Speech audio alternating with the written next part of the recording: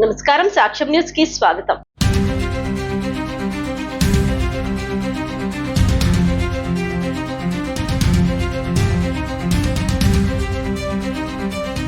విద్యార్థులు సాంకేతిక విద్యారంగంలో నిపుణులుగా ఎదగాలని అవనిగడ్డ ఎమ్మెల్యే మండలి బుద్ధ ప్రసాద్ పిలుపునిచ్చారు. చల్లపల్లిలోని విజయ క్రాంతి జూనియర్ కళాశాలలో శుక్రవారం ఫ్రెషర్స్ డే వేడుకలు కరెస్పాండెంట్ దుట్టా ఉమామహేశ్వరరావు ఆధ్వర్యంలో ప్రిన్సిపాల్ దుట్టా శివరాము ప్రసాద్ పర్యవేక్షణలో ఘనంగా జరిగాయి.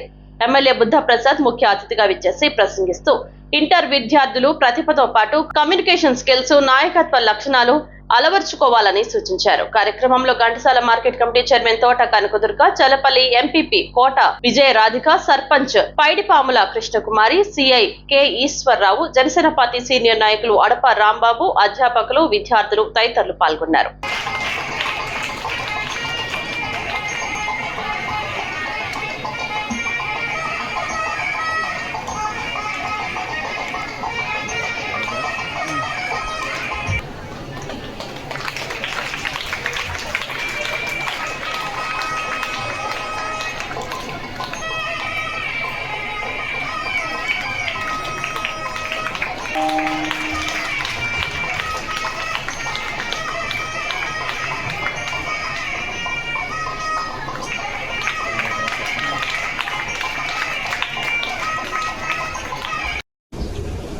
మూడోది, కేవలం మీ పాఠ్య పుస్తకాలని పట్టేసి మార్కులు సాధిస్తాం గొప్ప కాదు.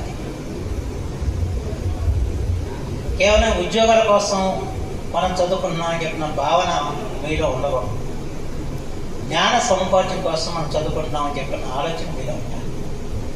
జ్ఞాన సముపార్జన ఎలా జరుగుతుంది? గ్రంథ పఠనం ద్వారా లభిస్తుంది.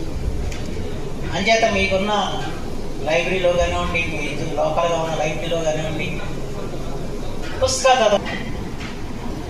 అనేక రంగాలకు సంబంధించిన పుస్తకాలు, రాజనీతి శాస్త్రం చదవండి, చరిత్ర చదవండి, సాంఘిక శాస్త్రాలు చదవండి, సైన్స్ చదవండి, ఫిలాసఫీ చదవండి, ఇవన్నీ చదవండి. అప్పుడు మనకి సమగ్రమైన జ్ఞానం మనకి వస్తుంది. ఏ విషయం మీద కూడా మనం మాట్లాడగల శక్తి సామర్థ్యాలు మనకు లభిస్తాయి. మన జ్ఞానం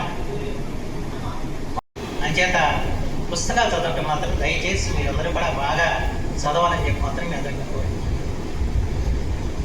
అయితే ఈరోజు మన టెక్నాలజీ సాంకేతిక పరంగా చాలా నూతనమైన ఆవిష్కరణలు వచ్చేసాయి.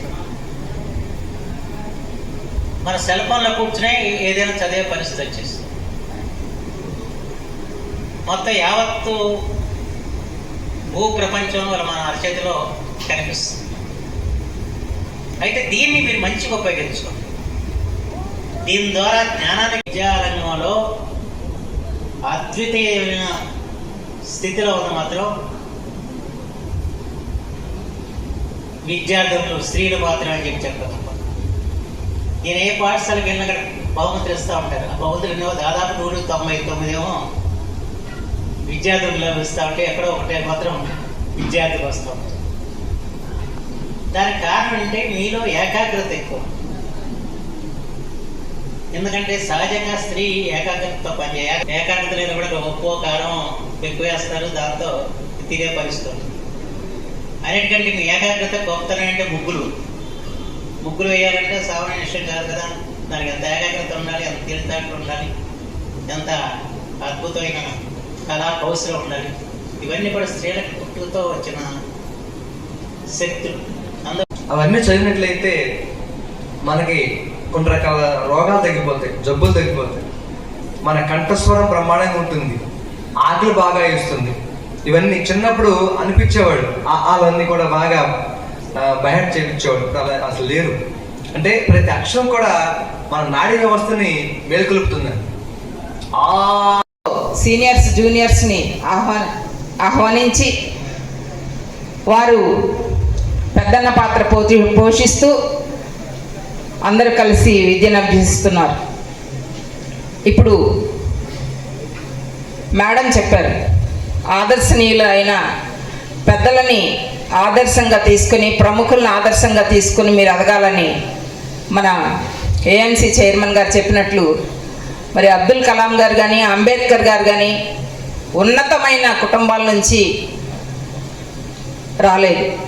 అతి సామాన్యమైన కుటుంబాల నుంచి వారు వచ్చి మనందరికీ ఆదర్శమూర్తులుగా తరతరాలకి కూడా ఆదర్శమూర్తులుగా ఎదిగి ఎంతో ఉన్నత స్థానంలో నిలిచిన వారిని ఎప్పటికీ కూడా మన ఆదర్శంగా తీసుకుని ముందుకెళ్లాలని ఈ సందర్భంగా కోరుతున్నాను.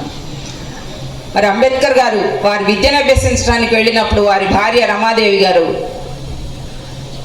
పిల్లలకి తినడానికి తిండి పెట్టనప్పటికీ ఆవిడ కష్టపడి సంపాదించిన సొమ్ముని ఆయన విద్యాబుద్ధుల కోసం విద్య నేర్చుకుంటే నా భర్త 10 మందికి ఉపయోగపడతారని ఆయనకి డబ్బులు పంపించేది. పిల్లలు మరి ఒక్కొక్కరుగా మరణించినప్పటికీ కూడా వారి బాగోగులు చూసుకోకుండా భర్త చదివించడానికి ఆయనకు అంత ప్రాధాన్యత ఇచ్చి ప్రపంచ మేధావిగా ఆయన ప్రసిద్ధి చెందడానికి ఆవిడ చేసిన కృషి కూడా ఎంతో ఎనలేనిదని మనం ఈ సందర్భంగా గమనించాలి.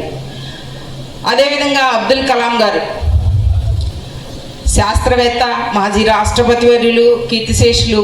మరి ఆయన కూడా అనేవాళ్ళు విద్యార్థులను ఉద్దేశించి ఉపన్యసించడం ఆయనకి ఎంతో సంతోషం, ప్రీతిపాత్రమైన చర్య. వారు అనేవాళ్ళు కలలు కనండి, వాటిని సాకారం చేసుకునే దిశగా మీరు పయనం చేయాలని వారు విద్యార్థులందరికీ కూడా పిలుపునివ్వడం జరిగింది. ఆ మహనీయులు చేసిన బోధనలన్నీ కూడా మనం పుణికిపుచ్చుకుంటూ నిరంతరం పుస్తకమే హస్తం